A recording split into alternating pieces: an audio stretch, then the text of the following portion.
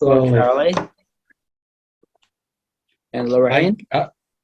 if I remember right, the Alcibiades was he was a student of Socrates, and the question was the influence he had over his students. Remember the Alcibiades switching sides? Yeah. In the Peloponnesian War, from Sparta to Athens and back and forth. But that had to do with political intrigue, not with philosophy. That was one of the charges, of course, in the Apology. Yes. Was that he was a sophist, and one of his products was Alcibiades. Okay, let's say we're having people join us. Charlie, Lucy, can you hear us, Lucy? Yes, I Okay. can. I had my thing on mute. Yeah. Okay, Carolyn, do you say Carolyn or Caroline? Can you unmute? Yeah, there we go. Okay, Carolyn or Caroline? Caroline, Line. Okay. I'm new to the whole group, so. Yeah. Okay.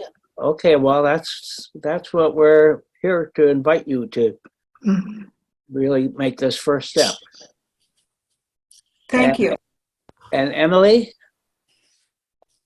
can you unmute? Emily? Can you hear me now? Yeah, we can hear you now. Okay. And Bill Peak? Bill, will you unmute? Yep. Okay. I think we have at least one more person. 1, 2, 3, 4, 5, 6, 7, 8, 9, 10, 11, 12. We've got 5 more people. This is the biggest class that I've ever had in the Chesapeake Forum. Oh, good. Yeah. Means there are a lot of people out around our neighbors, many of our neighbors who want to dip their foot into philosophy. Mhm. I would say dip their minds. How about a baby toe? Okay, here comes Mike.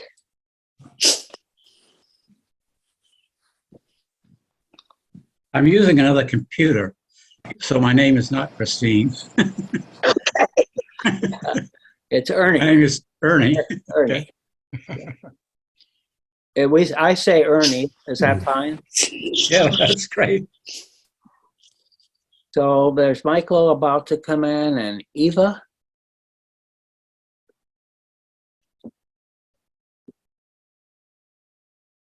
Well, let's get started. I always like for us to introduce each other, even though a number of us know each other from past classes, but we have newcomers this time. And so I'd like us to just say a word about maybe why you wanted to take this course. Dodie, how about starting with you? Okay, I'm on the board at Chesapeake Forum, and the reason I'm taking this course is I've never studied philosophy, and I always wanted to, but didn't quite have time. So this is my way of putting more than a big toe in the water. Okay. Holly? Hi, I'm Holly Wright. The reason I'm taking the course is I have an interest in particularly Christian theology and the roots of theology in philosophy. And I have a scientist friend who called me a Platonist.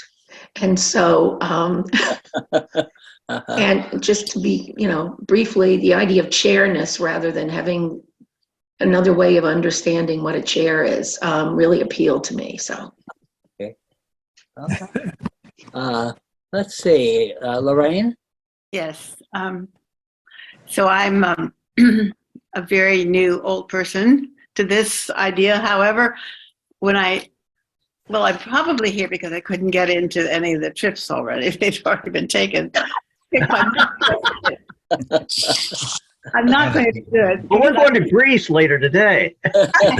College book, and I took this course and didn't understand it in college, even though I passed it. I mean, I couldn't understand why I passed it because I really didn't understand it, and I still don't, but I want to. So I thought, could I at this stage in life? Okay, lovely. It'll be I took only 2 philosophy courses in college, right. and one was on formal and informal logic, and I got a C- in it. Right. So I was a slow learner, really. Ernie? Yeah, I'm a waterman. I've worked on the water 50 some years. And I recently had COVID. So I gave away my 42-foot wooden workboat and looking around for a fiberglass boat to replace the classic boat, which is a hard task.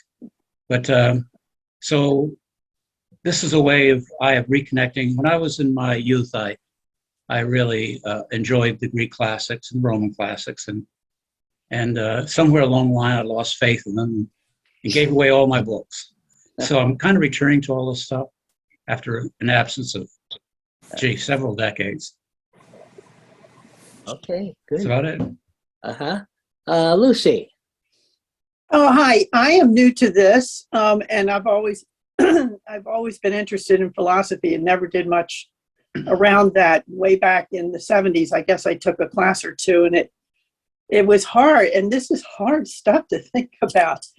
But I just love mythology and stories and thinking out loud kind of stuff. And it just did this story, reading these 40-some pages was exhausting, the way they talk to each other. I wonder what these guys do. Or do they just sit around and talk all day kind of thing? Yeah.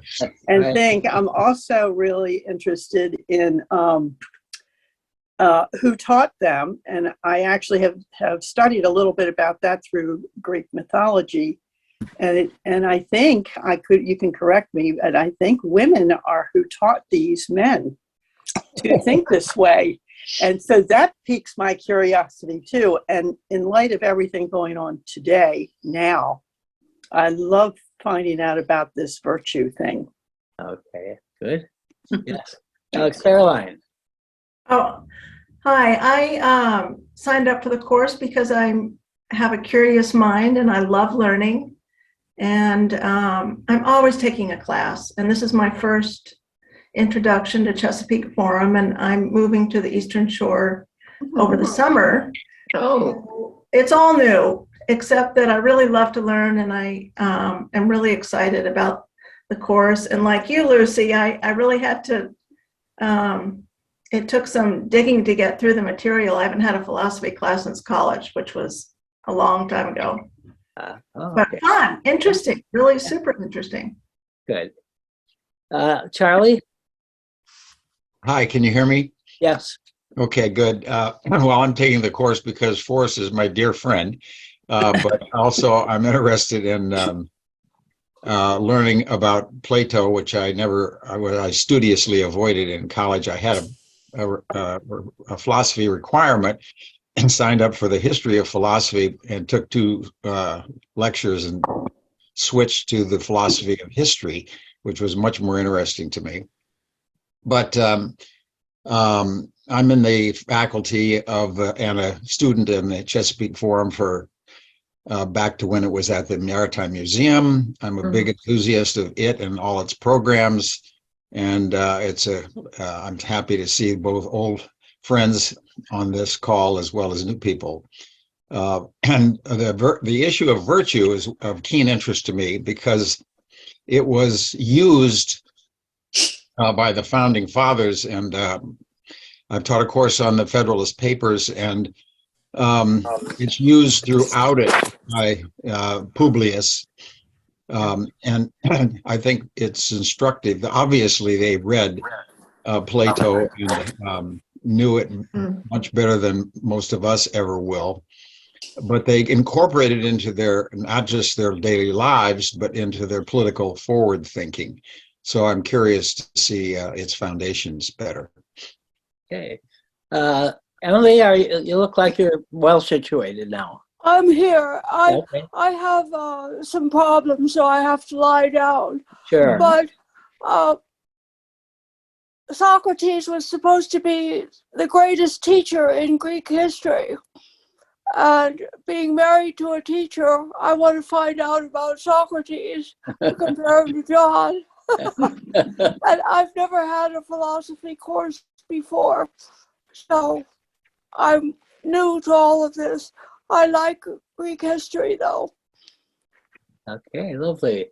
Richard, I have a Yes, Richard Mayman.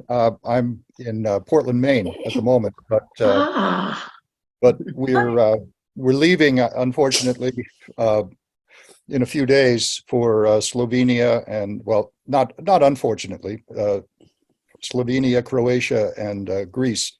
So this may be my only chance to participate in this class. I'll try, but I don't think that the timing is going to be ideal. I took only one. I'm a retired political scientist. I took political philosophy courses. I remember taking only one straight philosophy course in college. That happened to be from Professor Forrest Hansen, who gave me, I think, a grudging B in it. Although I guess that was better than his C minus. So anyway, I'm back for more. He piqued my interest 60 years ago. Okay, Bill. Bill.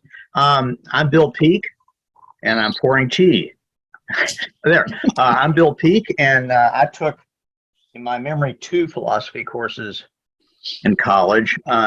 Both excellent, really good teachers. But somehow I found them unsatisfactory. What I learned unsatisfactory. I got decent grades, as I recall.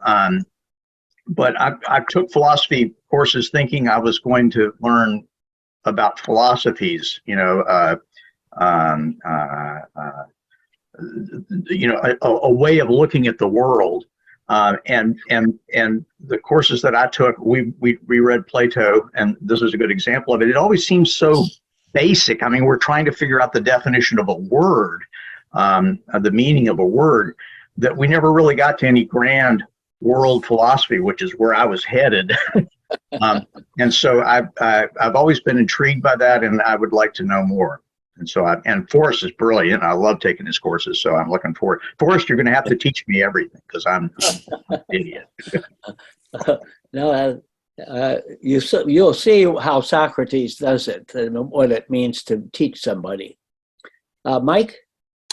My name is Mike Davis. I live in Easton. I worked for the Navy for 40-some years, but prior to that, I was a professional philosopher. I taught at the University of Nebraska, and I also taught at Washington College here on the Eastern Shore. And then I started working for the Navy, but I never lost my interest in philosophy. Over the years, I did sort of lose my interest in the history of philosophy and in the Greeks.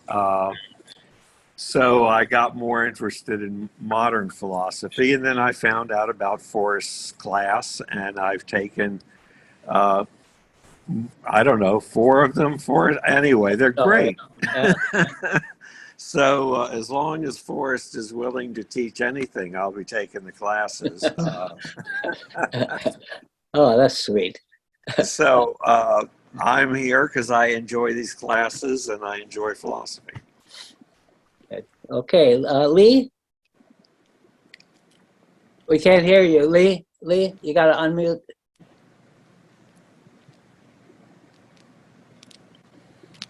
Okay, can you hear me now? Yep. Yeah. Okay, I am Forrest's older brother, and we've had great exchanges over the years on how to teach and how to help students learn. And I'm a Great Books veteran. My wife and I led a Great Books group for 40 years. Finally, we terminated it because people were dropping by the wayside. But I also benefited from a couple of the Santa Fe Great Books Summer Institutes, which I thoroughly recommend. They're great.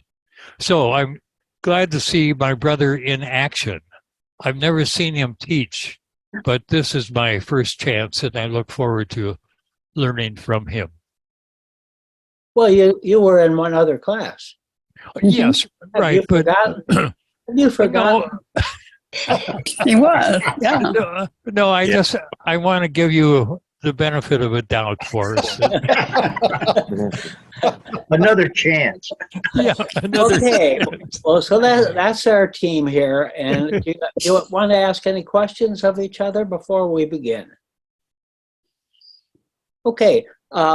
I don't think we'll be able to read a whole lot, but because I want us to get to some core questions, and I'm hoping that in this first session we might get to the slave boy. But I think that it's makes sense because of the success of a previous course, as I told you. I think it makes sense to start out by reading, because that will give us some of the flavor of this encounter and some of the flavor of Socrates' personality and how he interacts with Meno and Meno's characteristics. So I've asked Richard, because this is maybe his only session, to play the part of Socrates. Who would like to be Meno?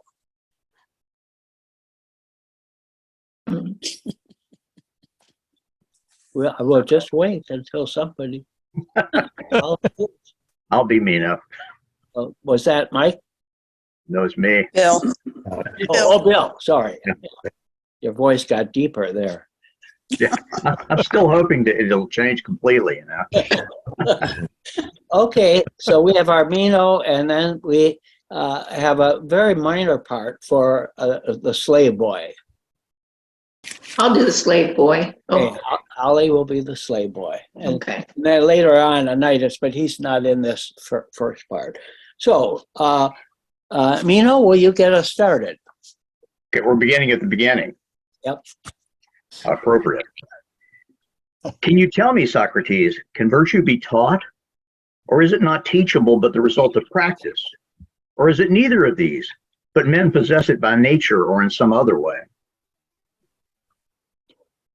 Before now, Thessalians had a high reputation among the Greeks and were admired for their horsemanship and their wealth. But now it seems to me they are also admired for their wisdom, not least the fellow citizens of your friend Aristippus of Larissa. The responsibility for this reputation of yours lies with Gorgias. For when he came to your city, he found that the leading Aludi, your lover Aristippus among them, loved him for his wisdom, and so did the other leading Thessalians. In particular, he accustomed you to give a bold and grand answer to any question you may be asked, as experts are likely to do. Indeed, he himself was ready to answer any Greek who wished to question him, and every question was answered. But here in Athens, my dear Meno, the opposite is the case, as if there were a dearth of wisdom, and wisdom seems to have departed hence to go to you. If then you want to ask one of us that sort of question, everyone will laugh and say, "Good stranger, you must think me happy indeed if you think I know whether virtue can be taught or how it comes to be. I am so far from knowing whether virtue can be taught or not that I do not even have any knowledge of what virtue itself is. I myself, Meno, am as poor as my fellow citizens in this matter, and I blame myself for my complete ignorance about virtue. If I do not know what something is, how could I know what qualities it possesses? Or do you think that someone who does not know at all who Meno is could know whether he is good-looking or rich or well-born, or the opposite of these? Do you think that is possible? I do not.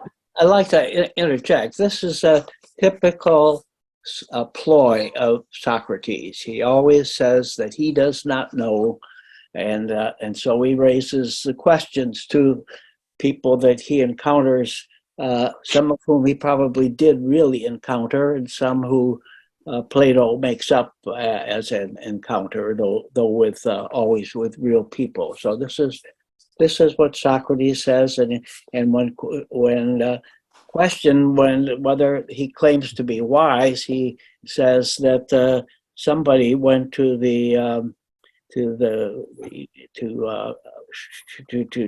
Delphi to find out who was wise, and they said Socrates was wise, and so Socrates said, well, that doesn't make much sense, except that at least I know that I don't know, whereas other people Mhm. think they know. Okay, Bill, let's go on. Well, can I ask a question though? So that's something that's always interested me. So, for instance, do all these other characters, did they really exist? Gorgias or however you pronounce his name? Gorgias. It's Gorgias. Gorgias, yeah. Okay. Yeah. Was he a real person or? Yeah, he's a real person. Meno is a real person. And others that are footnoted, they're all real persons. Okay. Okay. Plato does not have in his dialogues any fictitious person until the very last of his dialogues, where Socrates does not appear and there is an Athenian stranger. But all these other characters, Protagoras, so on, they most of them are sophists. Did he get in trouble for any? Because some of his statements seem to be libelous. Yeah, well, that's why eventually he was put on trial. Socrates. Yeah. But not Plato. No, not Plato. No. Okay. Okay. No. I do not. But Socrates, do you really not know what virtue is? Are we to report this to the folk back home about you? Not only that, my friend, but also that, as I believe, I have never yet met anyone else who did know. How so? Did you not meet Gorgias when he was here? I did. Did you then not think that he knew? I do not altogether remember, Meno, so that I cannot tell you now what I thought then. Perhaps he does know. You know what he used to say, so you remind me of what he said. You tell me yourself if you are willing, for surely you share his views. I do. Let us leave Gorgias out of it, since he is not here. But Meno, by the gods, what do you yourself say that virtue is? Speak, and do not begrudge us, so that I may have spoken a most unfortunate untruth when I said that I had never met anyone who knew, if you and Gorgias are shown to know. It is not hard to tell you, Socrates. First, if you want the virtue of a man, it is easy to say that a man's virtue consists of being able to manage public affairs, and in so doing to benefit his friends and harm his enemies, and to be careful that no harm comes to himself. If you want the virtue of a woman, it is not difficult to describe. She must manage the home well, preserve its possessions, and be submissive to her husband. Here. The virtue of a child, whether male or female, is different again, and so is that of an elderly man. If you want that, or if you want that of a free man or a slave. And there are very many other virtues, so that one is not at a loss to say what virtue is. There is virtue for every action and every age, for every task of ours and every one of us. And Socrates, the same is true for wickedness. Now remember, anytime that you'd like to comment, just speak up and raise your hand if you want to, and I'll notice that you want to say something. Lucy, you look like you wanted to say something there. Well, yeah. Well, that was just the time. And I just think that women have been repressed forever and ever and ever. And so here we go. So that's all. I was just being emotional about it. Yeah. I should say in defense of Plato that in the Republic, which we will study in the fall, in the Republic, Plato has women equal to men. Women have the same education. Women become soldiers. and women become philosophers, which is the highest you can be. So Plato, it's it's fiction, but nonetheless, he has a recognition that there is nothing inherent in women that makes them unable to be equal to men. But certainly that's not part of the Greek culture. Yeah. No. Thank you. Why does Meno bring in wickedness as a little twist? I think that's because that's where Meno thinks he's been well educated. He's gone to these lectures. Gorgias gave lectures all around, and when he came to Athens, he mostly taught rhetoric, and he made a fortune. He was, because the people had to pay for his lecture. Men, they're all men, of course, who paid for the lecture, and thought that they got something from it. But what they got was the kind of teaching where you simply learn to say what the teacher has said. Take that Regurgitation. Yeah. Okay. Yeah. Socrates. Okay. I mean, Meno seems like another one of these, I was going to say C- students that Socrates is always running into, but now that I've met a real C- student, I'd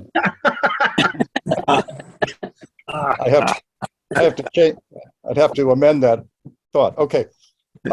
Socrates. I seem to be in great luck, Meno. While I'm looking for one virtue, I have found you to have a whole swarm of them. But Meno, to follow up the image of swarms, if I were asking you what is the nature of bees, and you said that they are many and of all kinds, what would you answer if I asked you, do you mean that they are many and varied and different from one another insofar as they are bees? Or are they no different in that regard, but in some other respect, in their beauty, for example, or their size, or in some other such way? Tell me, what would you answer if thus questioned? I would say that they do not differ from one another in being bees. If I went on to say, tell me, what is this very thing, Meno, in which they are all the same and do not differ from one another? Would you be able to tell me? I would. The same is true in the case of the virtues. Even if they are many and various, all of them have one and the same form, which makes them virtues. And it is right to look to this when one is asked to make clear what virtue is. Or do you not understand what I mean? I think I understand, but I certainly do not grasp the meaning of the question as fully as I want to. So I am asking whether you think it is only in the case of virtue that there is one for man, another for woman, and so on, or is the same true in the case of health and size and strength? Do you think that there is one health for man and another for woman? Or if it is health, does it have the same form everywhere, whether in man or in anything else, whatever? The health of a man seems to be the same as that of a woman. And so with size and strength, if a woman is strong, that strength will be the same and have the same form. For by the same, I mean that strength is no different as far as being strength, whether in a man or a woman. Or do you think there is a difference? I do not think so. And will there be any difference in the case of virtue as far as being virtue is concerned, whether it be in a child or an old man or in a woman or in a man? I think, Socrates, that somehow this is no longer like those other cases. How so? Did you not say that the virtue of a man consists of managing the city well, and that of a woman of managing the household? Yeah. Is it possible to manage a city well, or a household, or anything else, while not managing it moderately and justly? Certainly not. Then, if they manage it justly and moderately, they must do so with justice and moderation. Necessarily. So, both the man and the woman, if they are to be good, need the same things, justice and moderation. So it seems. What about a child and an old man? Can they possibly be good if they are intemperate and unjust? Certainly not. But if they are moderate and just? Yes. So all human beings are good in the same way, for they become good by acquiring the same qualities. It seems so. And they would not be good in the same way if they did not have the same virtue. They certainly would not be. Since then, the virtue of all is the same, try to tell me and to remember what Gorgias, and you with him, said that that same thing was. Okay, Emily? Holly, I mean? Yeah, actually, it was back where, is it possible to manage a city well or a household or anything else while not managing it moderately and justly? Why can't it be sufficient to use the word well without breaking that down, I guess? I think just to clarify it, That's the point. to clarify what well means. Oh, so to get him to refine his thought more. Yes, yeah. Okay. Yeah.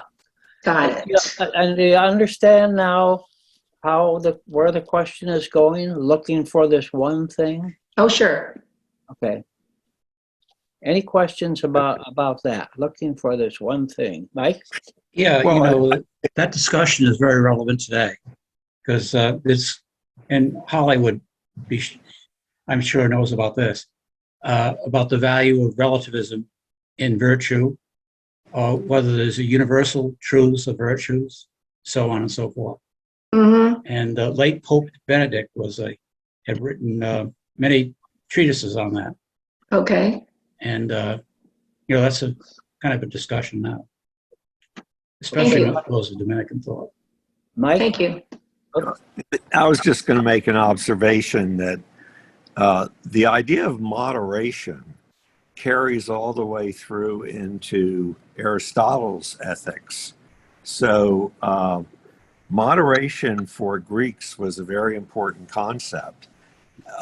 And you know, the good life is one of moderation, and of course it carries into today. So it's a very old concept that Socrates is mentioning here.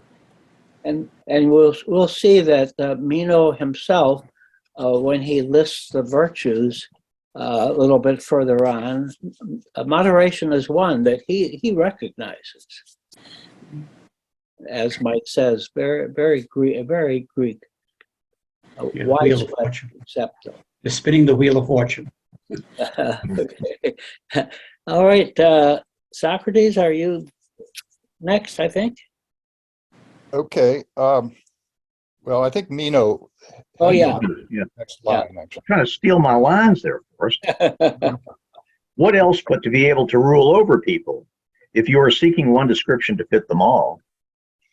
That is indeed what I'm seeking. But Meno, is virtue the same in the case of a child or a slave, namely for them to be able to rule over a master? And do you think that he who rules is still a slave? I do not think so at all, Socrates. It is not likely, my good man. Consider this further point. You say that virtue is to be able to rule. Shall we not add to this justly and not unjustly? I think so, Socrates. For justice is virtue. Is it virtue, Meno, or a virtue? What do you mean?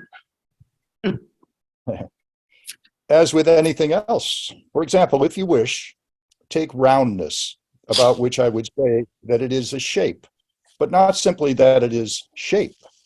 I would not speak of it. I would not so speak of it because there are other shapes. You're quite right. So I too say that not only justice is a virtue, but there are many other virtues. What are they? Tell me, as I could mention other shapes to you if you bade me do so. So do you mention other virtues? I think courage is a virtue, and moderation, wisdom, and munificence, and very many others. You're having the same trouble again, Meno, though in another way. You have found many virtues while looking for one, but we cannot find the one which covers all the others. I cannot yet find, Socrates, what you are looking for. One virtue for them all, as in the other cases.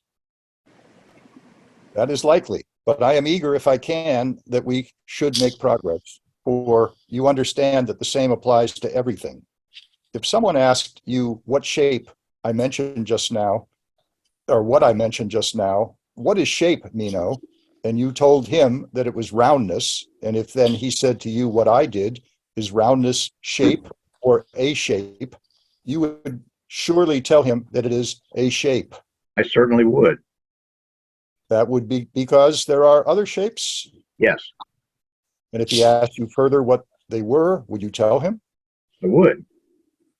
So too, if he asked you what color is, and you said it is white, and your question or interrupted you, is white color or a color, you would say that it is a color because there are also other colors. I would. And if he bade you mention other colors, you would mention others that are no less colors than white is. Yes. Then, if he pursued the argument, as I did, and said, we always arrive at the many, do not talk to me in that way, but since you call all these many by one name and say that no one of them is not a shape, even though they are opposites, tell me what this is which applies as much to the round as to the straight, and which you call shape, as you say the round is as much a shape as the straight. Do you not say that? I do. When you speak like that, do you assert that the round is no more round than it is straight, and that the straight is no more straight than it is round? Certainly not, Socrates. Yet you say that the round is no more a shape than the straight is, nor the one more than the other. That is true. What then is this to which the name shape applies? Try to tell me. If then you answered the man who was questioning about shape or color, I do not understand what you want, my man, nor what you mean, he would probably wonder and say, you do not understand that I am seeking that which is the same in all these cases. Would you still have nothing to say, Meno, if one asked you, what is this which applies to the round and the straight and the other things which you call shapes, and which is the same in them all? Try to say that you may practice for your answer about virtue. No, Socrates, but you tell me. Do you want me to do you this favor? I certainly do. And you will then be willing to tell me about virtue? I will. We must certainly press on. The subject is worth it. Surely is. Come then, let us try to tell you what shape is. See whether you will accept that it is this. Let us say that shape is that which alone of existing things always follows color. Is that satisfactory to you, or do you look for it in some other way? I should be satisfied if you defined virtue in this way. But that is foolish, Socrates. How do you mean? That shape, you say, always follows color. Well, then, if someone were to say that he did not know what color is, but that he had the same difficulty as he had about shape, what do you think your answer would be? A true one, surely. And if my questioner was one of those clever and disputatious debaters, I would say to him, I have given my answer. If it is wrong, it is your job to refute it. Then, if they are friends, as you and I are, and want to discuss with each other, they must answer in a manner more gentle and more proper to discussion. By this, I mean that the answers must not only be true, but in terms admittedly known to the questioner. I too will try to speak in these terms. Do you call something the end? I mean such a thing as a limit or boundary, for all those are, I say, the same thing. Prodicus might disagree with us, but you surely call something finished or completed. That is what I want to express, nothing elaborate. I do, and I think I understand what you mean.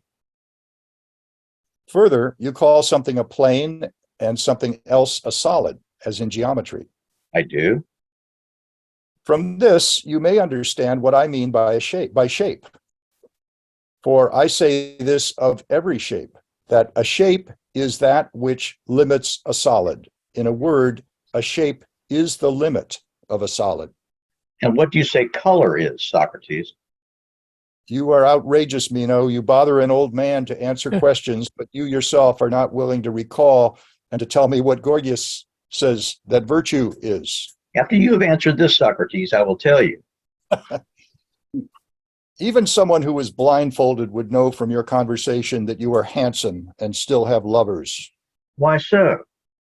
because you are forever giving orders in a discussion, as spoiled people do, and behave like tyrants as long as they are young. And perhaps you recognize that I am at a disadvantage with handsome people. So I will do you the favor of an answer. By all means, do me that favor. Do you want me to answer after the manner of Gorgias, which you would most easily follow? Of course I want that. Do you both say there are effluvia of things as Empedocles does? Certainly. And that there are channels through which the effluvia make their way? Definitely. And some effluvia fit some of the channels while others are too small or too big? That is so. And there is something which you call sight? There is. From this, comprehend what I state, as Pindar said, for color is an effluvium from shapes which fits the sight and is perceived. Okay, let me just interrupt for a moment. Now, do you get the gist of what Socrates is saying through here? He's saying, look, we can define some things like shape and solid and color.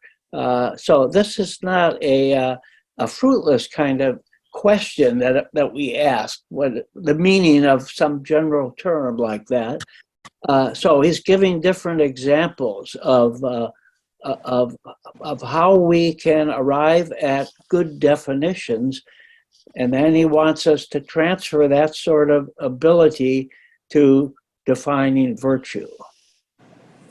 Mm-hmm. Get a sense of that. And what I like to point out is the humor of Plato in talking, giving this definition of effluvia from Empedocles that Meno is quite willing to accept, and really it's a ridiculous definition. So Plato is very playful in his writing, and again, I hope that you recognize when he is pulling somebody's leg in the way he's doing here. So any questions about all this so far?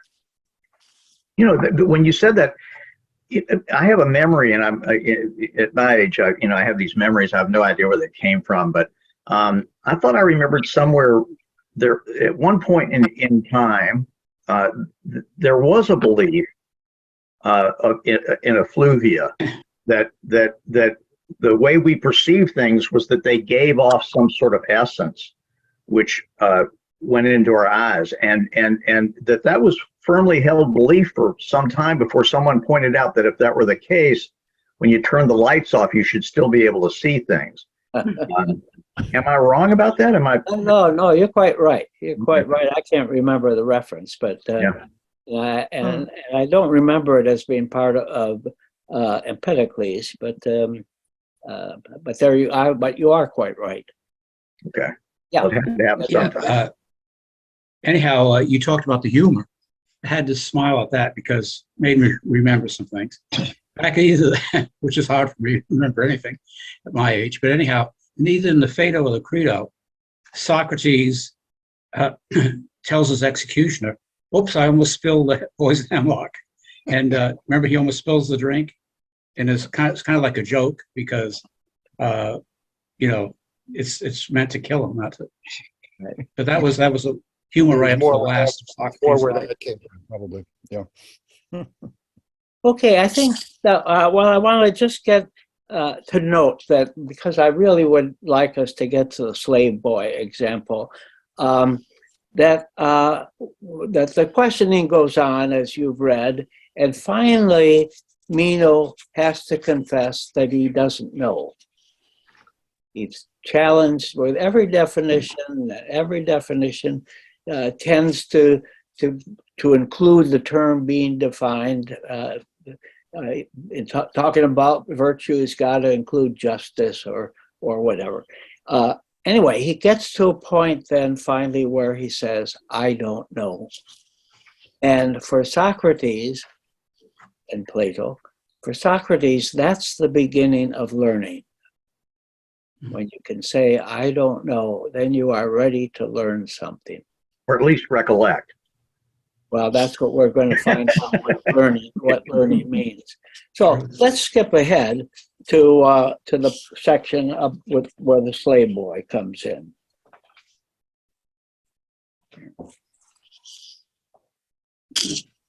Let's see. I hope we have the same pages. I'm on page I don't have- 14. Yeah. I'm on Kindle and I have no pages, so I just have to. I'm on Kindle too. I have no Oh. pages. Okay. I'm What's looking. the number? Isn't there like an 80 something? Okay, let's see. Let's start with number 38%. number 82. 38%. 82. Is he- All these numbers are Okay. taken from the most reliable manuscript that we have, which is much later. But a lot of Plato got saved, and so we have pretty reliable texts in his case, and so these numbers are given for every different translation, so that if you have a different translation, we can still get to the same place. But it's the same translation, but just there are no pages. Page number. Yeah. Okay. Well, let's go to the part where he says, "Yes, Socrates, but how do you mean that we do not learn, but that what we call learning is recollection? Can you teach me that this is so?" Right. Around where is that? Is It's that about 38%. What? Well, do you have a Kindle that tells you what I'm on, percent? yeah, I'm on Kindle. And now for some through. reason, I've got pages. What page, 38% or what page? I don't have the pages. Can't tell you. 14. I have a page 14. If the Kindle has Okay, pages. okay. Okay.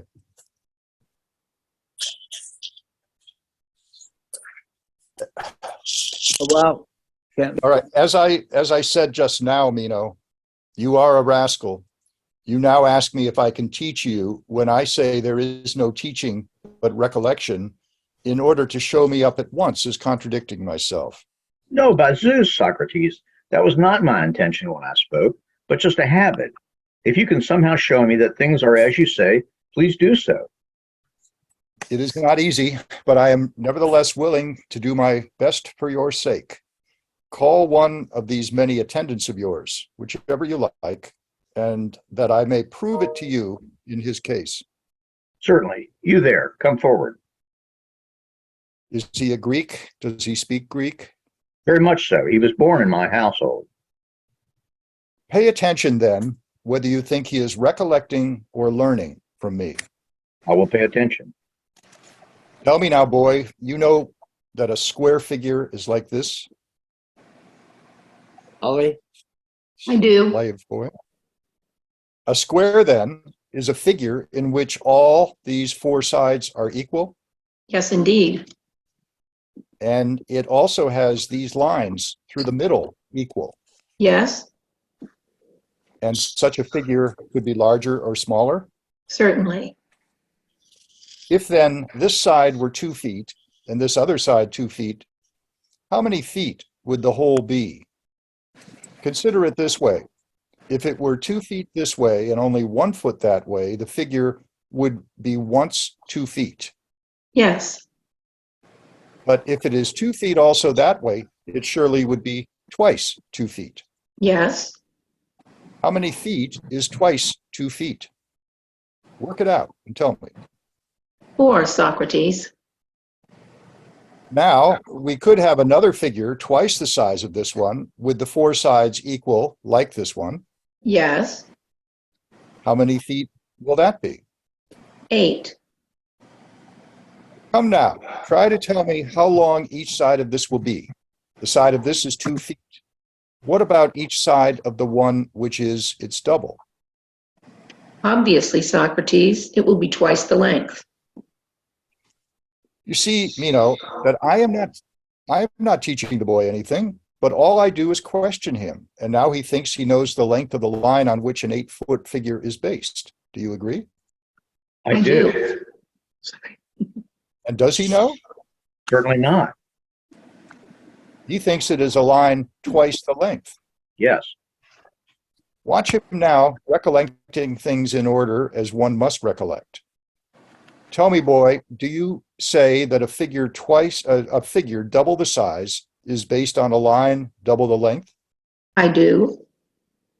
Now, I mean such a figure as this, not long on one side and short on the other, but equal in every direction like this one, and double the size, that is 8 feet. See whether you still believe that it will be based on a line double the length. I do. Now, the line becomes double its length if we add another of the same length here, Yes, indeed. and the 8-foot square will be based on it if there are 4 lines of that length. Yes. Well, let us draw from it 4 equal lines, and surely that is what you say is the 8-foot square. Certainly. And within this figure are 4 squares, each of which is equal to the 4-foot square. Yes. How big is it then? Is it not 4 times as big? Of course. Is this square then, which is 4 times as big, its double? No, by Zeus. How many times bigger is it? 4 times. Then, my boy, the figure based on a line twice the length is not double, but 4 times as big. You're right. And 4 times 4 is 16, is it not? It is. Yes. On how long a line should the 8-foot square be based? On this line, we have a square that is 4 times bigger, do we not? Yes. Now, this 4-foot square is based on this line here, half the length. Yes. Very well. Is this 8-foot square not double this one and half that one? Yes. Will it not be based on a line longer than this one and shorter than that one? Is that not so? I think so. Good. You answer what you think. And tell me, was this one not 2 feet long and that one 4 feet? Yes. The line on which the 8-foot square is based must then be longer than this one of 2 feet and shorter than this one of 4 feet. It must be. Try to tell me then how long a line you say it is. 3 feet. Then, if it is 3 feet, let us add the half of this one, and it will be 3 feet. For these are 2 feet, and the other is 1. And here, similarly, these are 2 feet, and that one is 1 foot.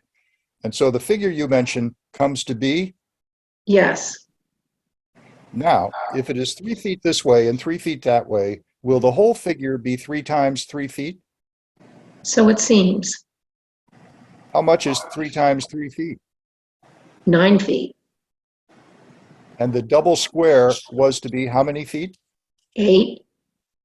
So the 8-foot square cannot be based on the 3-foot line, Clearly not. but on how long a line? Try to tell us exactly. And if you do not want to work it out, show me from what line. By Zeus, Socrates, I do not know. You realize, Meno, what point he has reached in his recollection. At first, he did not know what the basic line of the 8-foot square was. Even now, he does not yet know, but then he thought he knew and answered confidently as if he did know, and then he did not think himself at a loss, but now he does think himself at a loss, and as he does not know, neither does he think he knows. That is true.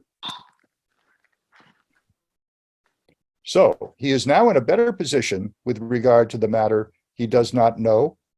I agree with that too.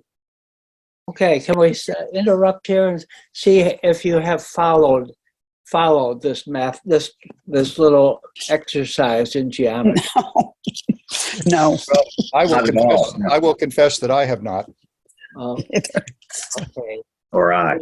We have this. I did. understand where he's going with it. I think I get the whole point, but Yeah. I didn't. I don't think in mathematical terms at all. So I have a very hard time. He Well, wants him to we say have he the doesn't know. square. We have the square like this. I got that far. Okay, and there are 2 feet on each side of this square, and so that makes that makes it a square of that size. And if you were going to double that, how would you double that? And that's the question that Socrates is asking. And first, the slave boy says, "Well, you would double that line." But then you would get not, excuse me, let me go back. 16. Let me go back. The square is 2 feet 2 feet. on each side, 2 feet on Right. each side. So to Yeah. double that, the slave boy says, well, you would make that line then twice as long. So that would be 4 feet, but then it would be 4 feet by 4 feet, and that would be 16. So that would be too much to simply double that area. So then the slave boy says, well, we'll do just half of that. So that would be 3 by 3, which would be 9. And Right. that's still not the correct answer. Square root of 8. Okay. Right. Does that Yes. help at all? Yes, thank you for In other clarifying. words, that line would have to be the square root of 8, Yeah. which would be very difficult for that slave boy to figure out. Yeah. So Good luck with that. the pictures Yeah, are exactly. So the in other pictures words, are it supposed was a to- loaded question, yeah, to show that he doesn't know the answer. yeah, the pictures are supposed to help us with doing all that, but I'm not sure that that all that works for everybody. No. I didn't not see for it. me. But My then eyes- the my eyes answer go- the answer is going to be found here by doubling using what's called the hypotenuse. Now, the slave boy doesn't know that term, but he understands that line that's cutting across diagonally. And if you build a square on the hypotenuse, then you get twice the area. Okay. Well, geometry was another B- course for me, and that was a gift. Me too. Unlike too. philosophy, I didn't earn that. Okay, well, the point of this is once again to get the slave boy to say, I don't I know. don't know. Yeah. And once he doesn't know, then he's able to look. Mm. Yeah, the area of a square, Okay. of course, is one side squared. And he's saying you have to go from 4 square feet, and I wanted to go to 8 square feet. Right. And so the slave boy simply thinks, all I got to do is double one side. Right. But if you do Okay. that, you end up with 16 square feet. Right. So to Then get you have- 8 square feet, it would be the square root of Right. 8. You see, because you'd have to have a side squared. So it's Sure. the square root of 8 would be the answer. And of Okay. course, the slave boy can't figure that out. Right. Right. But the All square root of 8 would be I found. think I was overthinking it. Yeah. The square root of 8 would be found not by doing it mathematically, but by doing this diagram of the hypotenuse, building the square on the hypotenuse. We A don't right know. triangle. We don't know the length of that, do we? All we know is that it's double. We can't put a figure to that. That's too complicated. Mm. It's 2 squared plus 2 squared. Yeah, I don't remember what the hypotenuse formula is, if I ever knew. Some of us can say, I don't know much sooner than others. And I You would see, say this is 2 why right triangles make a square.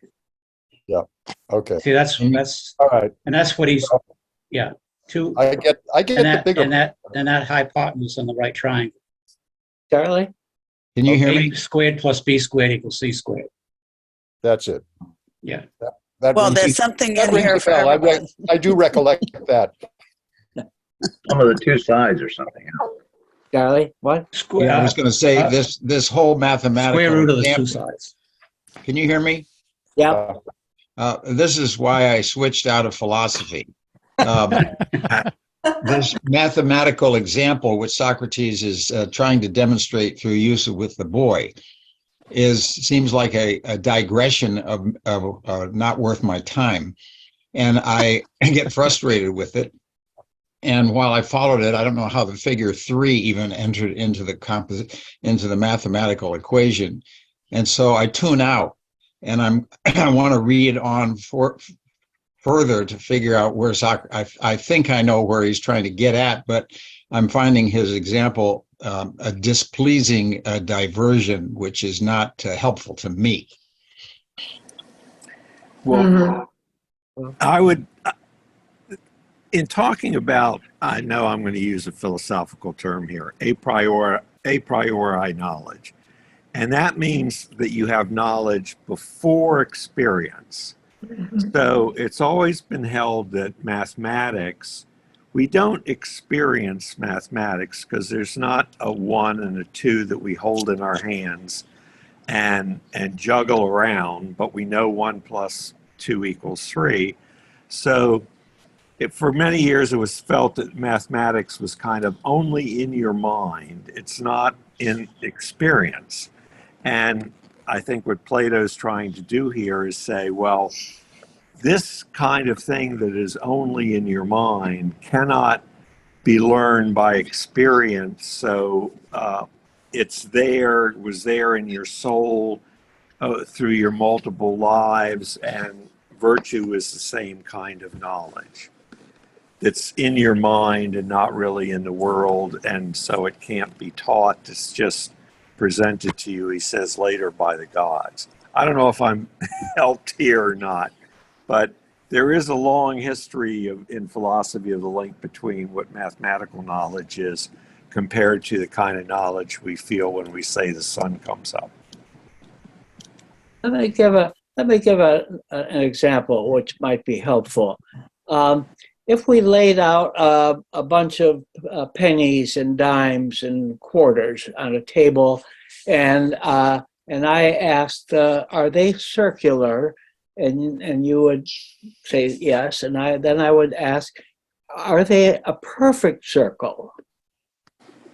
And you would probably say, "Well, no, they're not a perfect circle." In fact, I've never ever seen a perfect circle, even if you use that. Remember way back in grade school, if you had triangles, contractors, that's it, and you turn that around to make a circle, would that be a perfect circle? No, you would have to agree. No, it's not. It's nearly perfect, but if you magnify it more and more, you would see very fuzzy edges, and you would agree that it's not perfect. Or a straight line. Have you ever seen a straight line? Well, you've seen ones that seem very close, but if you were asked, but is that a perfect straight line? It seems as if we have a notion in our mind, as Mike used the term, in our mind of what a perfect line is, or a perfect circle, or a perfect triangle. All these geometrical things, we agree that the perfect line is intangible. But we know we can use it as a measure to say, no, this dime, this quarter is not perfectly circular. Okay. Does that help? Well, I don't. How would we know that it is not perfectly circular or straight? Well, as I said, if you blew it up, if you blew it up, and you would see it that the edges are very, very fuzzy, or there's a little nick here in this coin it's not visible with our eyesight, but if you magnify it, you see, oh yeah, that's a flaw. It's not perfect. All right. Yeah, that did help me, and I need all the help I can get. Lucy? I was going to say, though, he's sort of really confusing this young person, or this person he's talking to, because I think he knows the person cannot figure this out. Yeah. it's a bit of trickery. Yeah. Him to lay out this example that he knows this person can't comprehend, Right. and many of us can't either. I mean, math was not my strong point either. So it's sort of a lot of hoopla to get the clarity. Make a point. To make the point. Yeah. Okay, But well, yeah, Richard. But isn't he also,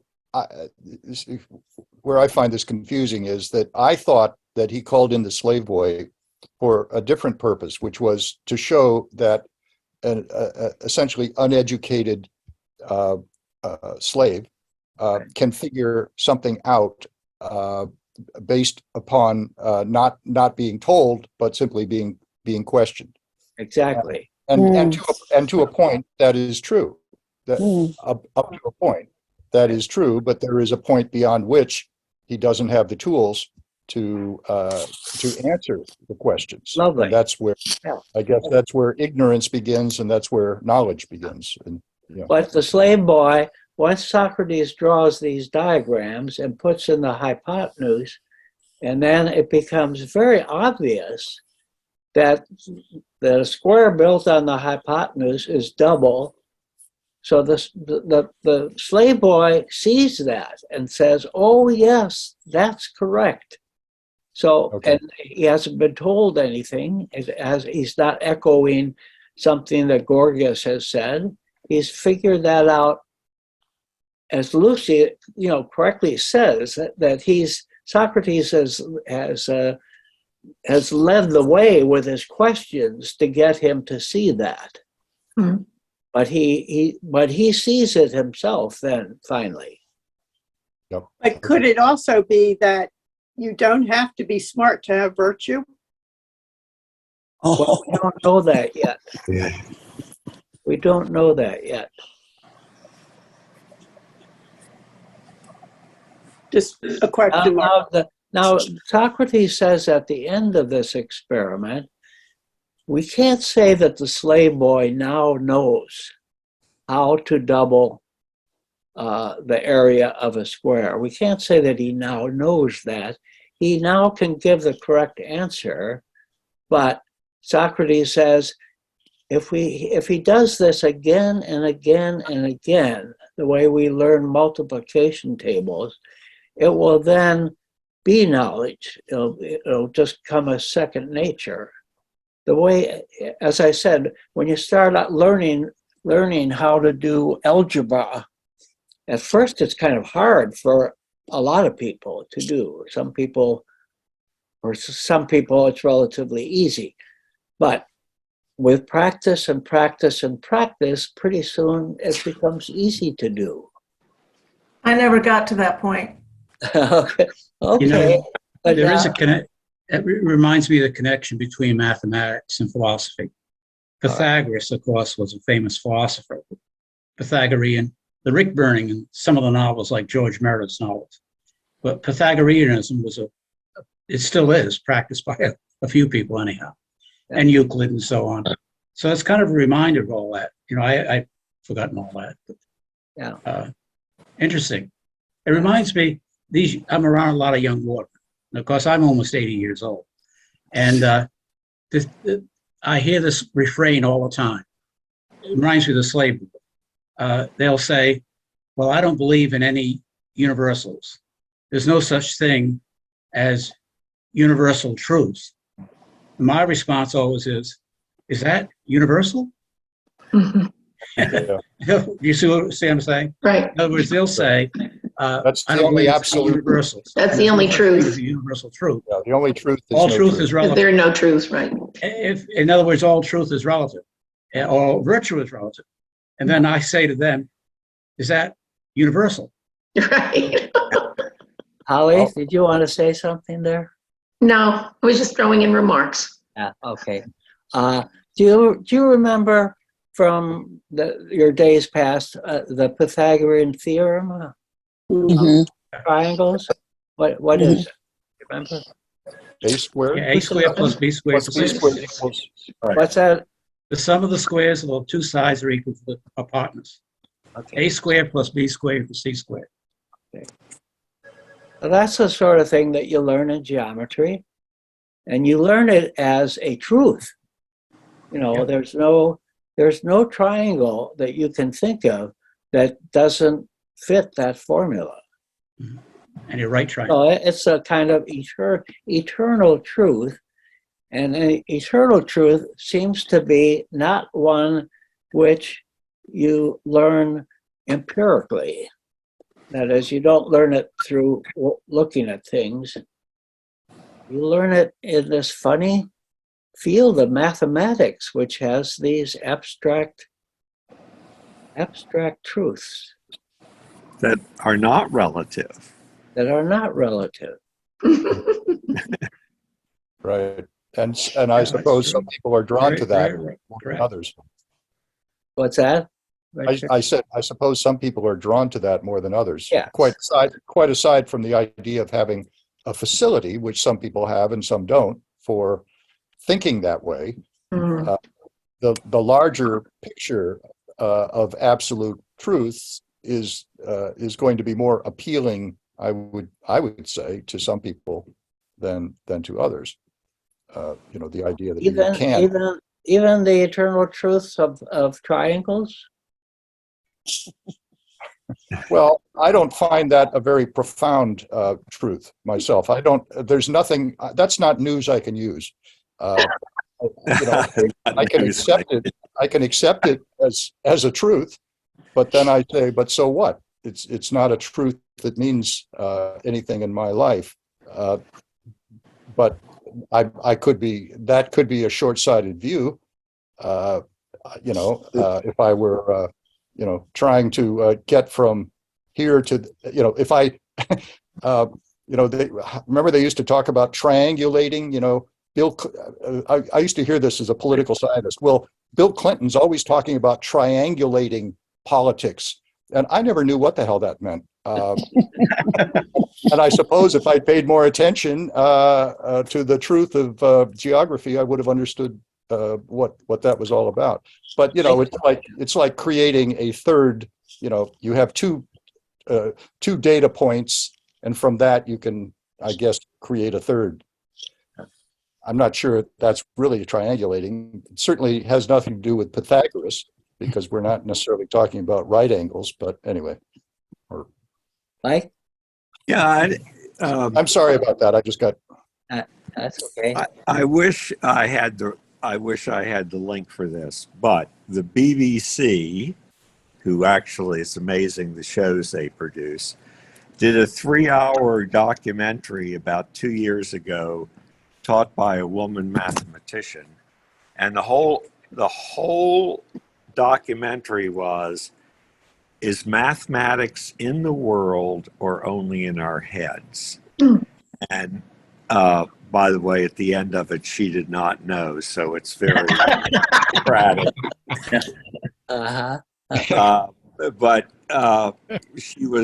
But she gave all the reasons why people think it's one or the other. And I say this only the fact that within philosophy and within science, these are very significant issues. I mean, not that they're resolved, but the role of mathematics in our world is still a very lively topic of those who study this stuff. So I find it fascinating. Maybe it makes me weird. I'm glad some people. We've all had to deal with our income taxes recently. Now, I still do my own. I don't know if any of you also do your own, or you hand it over to somebody else to do it, some accountant. The whole project is based on you're accepting the truths of mathematics, adding up all your contributions to charity, or adding up your payments, or your expenses, or whatever. And you got to accept the truths of mathematics to trust that that what you submit is accurate, or else if you get caught, you're going to be asked to justify it. That's why I handed off to a CPA. Yes, yeah, yeah. But if you don't know mathematics, you can never check to see if your CPAs are correct or not. That's true. That's true. Okay, I'm convinced. I mean, I'm just talking about a practical application that comes to bear recently. Yeah. Well, Holly? that's the system that the IRS uses, and so we better use their system. So, and it's an agreed upon system. But I don't know if that necessarily is meaningful to me as whether it's truth or not. It's like language. It's a certain language we all agree to. Or I don't know if that makes any sense. That's a good point. It's what we. Well, there are debates about what counts as an expense. You know, the if you have an office at home and you want to claim expenses for that, now that's a very tricky job and one that people argue about what's going to count and what isn't. But people don't argue about the mathematics. No. We can't. But, well, I'm sorry. Bill? Yeah, I was just going to say, I'm like most of the folks here. Math is not my strong suit, but there's no doubt about the fact that using math, you can fire a rocket into space, and the people that know how to use math properly, it will land on Mars if that's where they want it to go. So it works, whatever it is. And I do think that there is something profound about that. I can remember when I took geometry and worked through the Pythagorean theorem, and we did proofs and all, being struck each time that someone even as dense as I could get these things to come together, and it worked right there in front of you. Even though, in a sense, it's all kind of ethereal. I think there is something kind of profound about that. And I enjoy it, but that's about as far as I can go. Ernie? I don't want to. Don't want to lose the relevance of what we're doing right now with current things like the Constitution and the debate over whether we should have a living Constitution or more a Scalia-like literal interpretation.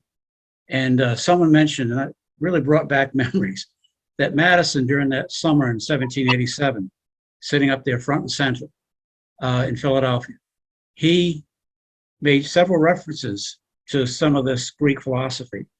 And I think it was when they were discussing whether there should be one president or two presidents that he brought up an ancient story, and the name escapes me, but of a time of turmoil in Greek history before the time of Socrates. And they called upon a despot to bring order. And there's this discussion of virtue and everything. And what's amazing is I'm thinking, my mind's wandering. And what Charles mentioned earlier, everybody in that room would have understood what Madison was talking about. About I can't think of it's a famous reference that Madison makes during that discussion of the. But if anybody had called on any one of the 55 delegates or 32 signatories and asked them what they really meant by virtue, they would be like Menos, coming up with multiple versions and not agreeing upon what Socrates seems to be wanting us to do, which is to come down and give one word. Evidently, that's what he's sort of driving irritatingly toward. Which is a good reason. Give me Jefferson one word, was in and I'm Paris. saying Socrates, forget it. It's a good reason Jefferson was in Paris. Everybody says it was under almost divine influence that Jefferson was in Paris at the time, where the task of authoring the Constitution may have fallen to him. And guess what you said, Charles? He would have been caught up with. Well, I'd like to leave you with a question to ponder for our next meeting. the question is, why is this trying to define virtue so difficult? I think that you would agree the way that Meno agrees, even if you don't agree with a particular definition that Socrates playfully gives, that something can be defined, that shape can be defined, and solids can be defined, and so on. But that somehow defining virtue is very hard, and so I'd like you to think about, why is that so? Why is it so hard to define virtue? So the Republic, which we'll do in the fall, is all built around the question, what is justice? And to try to explain what justice is, Socrates has to give an example. And so he builds up, as some of you might well remember, or if you haven't ever read the Republic, you'll see that he gives a kind of example of this perfect state. But that's just an analogy. That doesn't end up with a definition. So why is that so hard? So will you think about that as you continue to read? And I'll figure out whether I think it's profitable for us to continue to read some. How did you find that? Did that seem to be helpful to our reading this together, taking the parts? Yeah. Yes. It's not as much fun to read as the play that we that we were reading. The Aristeia was fun to read and to listen to. I don't know what this was like to listen to, but it doesn't. Yeah, it has its own flow, but it's not very lyrical. Well, I thought I was pretty dramatic myself. I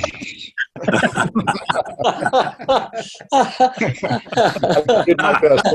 What can I say? What can I say? I'm a journeyman actor. I do what I'm. You get a B plus, Bill. My agent gives me a job. Maybe it will work better next time if we have a different Socrates. Oh, no. Our Socrates is going to be in Slovenia. We will have a different Socrates, so you'll be able to find out. You won't understand his accent. Yeah, that's right. Okay, well, I have a different translation, and it's from this group from the University of Chicago. Yeah, I've got that one too. Yeah. Oh, okay. I don't know if they were influenced by Robert Graves and his influence upon these translations or not.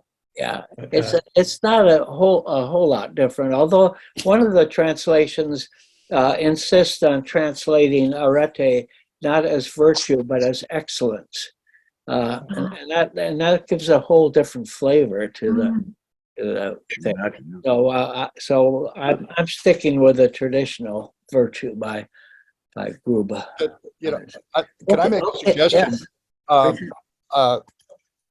At some point, as I was doing this reading, I just went to the dictionary and I looked up virtue, and I think that helped me get my mind around what's being asked here. So I would suggest you do that, and that may not be a starting point, but I found it very useful, because really. Any definition is just to use another word, and then you've got to define that word. But some words may be more easily defined than others. And so I did the same thing you did. Caroline, yeah. You did that, Caroline? I did the same thing Richard did. Yeah. Just to try, after I read it, because I still really couldn't grasp anything. Yeah. So I looked it up and thought, oh, okay, moral excellence, or I don't know. I understood it a tiny bit better, but I had to look it up. Sure. Well, why not? Socrates, exactly. Socrates has already said in the parts that we read that the definition requires that you understand the terms that you are referring to. Otherwise, it won't make any sense. But then you can ask, well, how are you going to define those terms? So, Right. You can go on and on with that. yeah. Yeah, I had to look up moral, and then I had to look up, I looked up 2 or 3 other things to get the definition. Yeah. I would argue that's the utility of the concept and discussion, is that it requires you to roam around to get towards a definition. Hey, well, thank you all. Thank Good you luck all with it. Thank you. pondering. Oh, We wish our Socrates well on his travels. Thank you.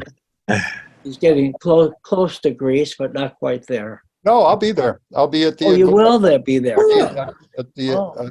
Agora in a month, and I'll Okay. remember all of you. And you'll try. Will you go to the Agora and trod where? The Agora. Socrates- I pronounced it wrong, but I had the same idea. The Agora. Yeah. Okay. All right. Well, see you next week. Peace. Thank you. Okay. Thinking. Thank you. thank you. Bye-bye.